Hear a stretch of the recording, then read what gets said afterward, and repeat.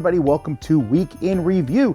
This is where we take a look at the videos that we put out last week and tell you short snippets of what we did in these reviews and what we like about the games. And if you're interested, we'll have links in the description where you can go watch the full review. Here we go. Hey everybody, Z Garcia here. Last week I reviewed 4 games. I reviewed Broom Service, the card game, which is of course based on Broom Service, and it, from its big sibling, pretty much only takes the concept of pushing your luck. It's a very binary game. You push your luck or you don't. Those are basically the decisions you're going to be making for the most part. And the game is a simple set collection game, but it's just, there's not a lot of game there. It's really simple, it's simplistic, and unfortunately for me, it just didn't feel substantial enough. I reviewed Anansi, a trick-taking card game with a storytelling theme. It's not a storytelling game. And it's cute, it works well, it's overall an interesting game. It's one I would recommend to fans of the genre because it adds a couple of twists, but not necessarily someone that is not already somewhat well-versed in trick-taking games. I reviewed Jalapa, which I mispronounced in my review as Zalapa. Many apologies for that. But Jalapa is a puzzle game. It's sort of a real-time puzzle game in which you're trying to solve whatever you got to do before other players. It's okay. The visual clarity is a little iffy, and the game overall is very, very difficult. There are other games in the genre that I like better from the same designer, like Dimension and Uluru. Both of those I like better. But it's okay. If you're a huge fan of puzzles, you might like that one. And then lastly, I reviewed Dream Home, which is a tile collection, tile laying game. It's got a little bit of sort of drafting in there. Very simple, very straightforward, works well, great visual appeal. It's one that I think would go over well with mixed age groups, you know, like the parents playing with the kids, playing with grandmom or something like that. So that one I do recommend as a family weight game. And that's it for me. I will see you next time. Hey everybody, welcome back to another Week in Review. This week I did 4 videos for you, one of which was Throat Punch Lunch, Episode 13, Merry New Year! No real bearing on what's actually in the episode, but other than to say Merry New Year. And there's a lot of good segments on there, a lot of cool. I'm seeing a little bit of a diversity now. I know we used to be just Amerithrashy and all this other kind of stuff, but there's a lot of really cool different points of view in Throat Punch Lunch. So if you wrote us off a while ago, give it another try, see what you think. Might be better than what you remembered.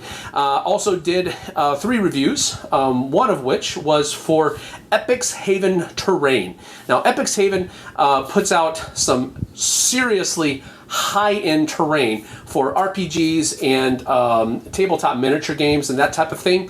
So you can check out the video, check out their stuff that I was showcasing. I only had 3 of the sets that they offer, but I think you'll be able to see the quality that they offer, and then go to their website and check that out.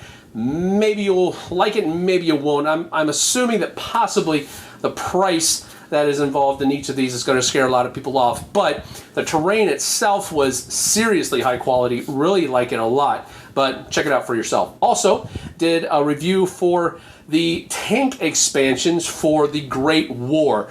This is a game that is in the Command & Colors system, designed by Richard Borg, but this game is put out by Plastic Soldier Company over in the UK, and it's called The Great War. It's World War I version of the Command & Colors system.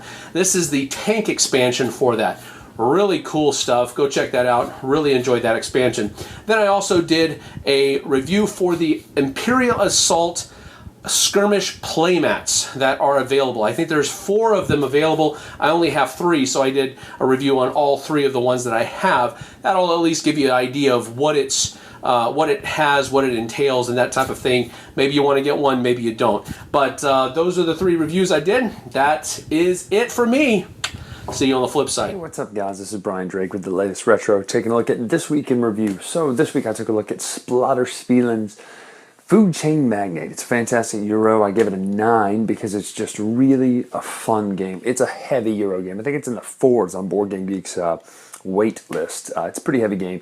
Really fun, great components, a theme that'll really just, it's kind of a cool thing that not a lot of games are doing. So Food Chain Magnate also took a look at 3 games in one review as a triple play threat sort of thing with Arkham Horror, the card game, Mansions of Madness 2nd Edition, and Eldritch Horror, kind of the big 3 Arkham Horror file games from Fantasy Flight right now.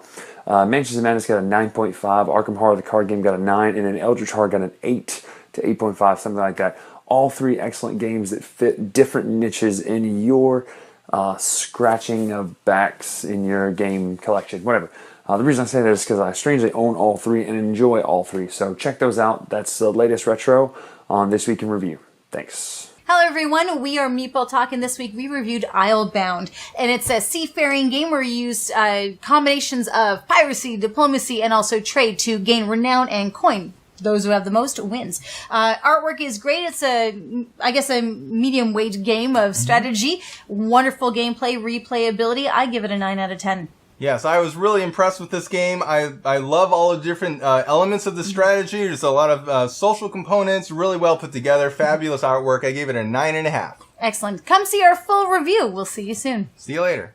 It's Roy Canny from Epic Gaming Night, and this week I took a look at the expansion for Tiny Epic Kingdoms, Heroes Call. This is an expansion that adds heroes to the game and a bunch of new factions and some different resource types, so make sure to check that out. And also I did my Favorite Game Friday, where we have contributors talk about their favorite game in the category of the week. This week was all about games that we really like but have never won. So make sure to check that out here on the Dice Tower, and we'll see you guys next time.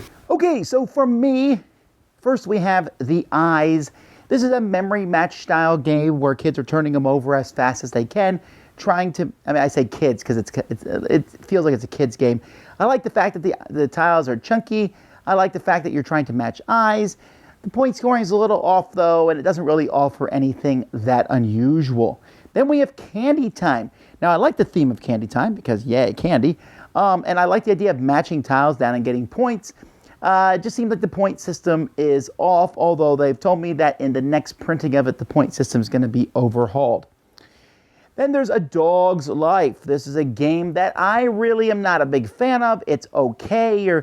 I love the theming of it. You're going around begging for meat, digging for bones, upturning trash cans, delivering newspapers as a dog fighting other dogs, and peeing all over city. That's funny and fun, except the game's just too lucky for me. However, kids really enjoyed it, so I would give it a pass as a good kids game. Then Jason and I took 2 looks at Star Wars Destiny. First, I've already reviewed Star Wars Destiny with Sam, but this was a look at the system as a whole. I still think it's an excellent system. There are sometimes bouts of extreme luck where you'll lose, and I'm not real keen on how expensive it costs to really get into it, to get any sort of decent deck together, but it is a really fun game and does bring out the theme of Star Wars. We also compared it to Dice Masters, and even though I gave the edge to Dice Masters, I think Star Wars Destiny is still quite good. Also reviewed with Sam and Z, Vikings Gone Wild. This is a great deck building game that lets you attack other players and get in their face, but it doesn't actually hurt them. So it's kind of a kind attacking game. Really great graphic design, a solid game, Vikings Gone Wild. Best game of the week, though, for sure, is Santorini. This is an abstract strategy game in which you are just moving around trying to move to the top of a 3rd floor of a tower based on the actual island of Santorini. This game feels like a classic abstract game, and it then comes with God cards. It makes it feel different every time you play. I cannot speak highly of this one enough. An amazingly well-designed game. I also talked about some companies last week. Minion Games, Out of the Box Publishing, Days of Wonder, and of course, a good chunk of last week was taken up by the live 30-hour marathon. So if you want to see a lot of games being played, you can check that out. All right, well, that's our week in review. Thanks for watching. Until next time, I'm Tom Vassell. This has been the Dice Tower.